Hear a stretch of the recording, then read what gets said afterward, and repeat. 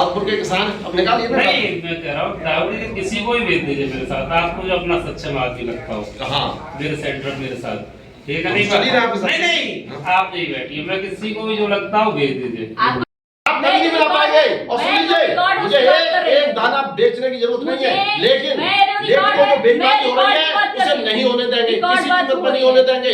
हम मंडी जा रहे हैं और इसीलिए जा रहे हैं। हम बाजरा के साथ, किसान के साथ बेईमानी नहीं होने देंगे। डाली चिल्लाने से कोई सच है वो साबित नहीं हो जाता है। आप अपनी बात कहिए। मैं अपनी बात कह रहा हूँ, मैं अपनी बात कह रहा हूँ, और आप झूठ का पक्ष ले रहे हैं। आप झूठ का पक्ष ले रहे हैं। ये जो बेईमानी हो रही है, आप सब उसकी वकालत कर रहे हैं और इस वकालत में समझ नहीं है। आप बैठिए, आप हल्ला करने से कोई काम थोड़ी हो रहा है। आप मुझे यहाँ बिठा कौन मेरा है? चलिए आप मेरे खेत पर, चलिए आप अभी चलिए मेरे साथ, आप मेरे साथ खेत पर चलिए।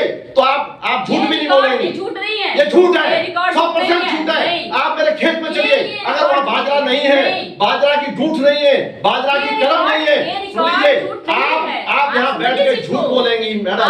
आप यहाँ बैठ के सुनिए, आप प्रशासनिक अधिकारी हैं आपका। सुन लीजिए मेरी बात है कि फतेहपुर सीकरी में जो हो रहा है उसे ठीक किया जाए। एक मिनट, जो हो रहा है का मतलब क्या? बेईमानी हो रही है उसको किसानों के बाजरे में। बता देता हूँ आपको, मैं प्रूफ भी दूंगा।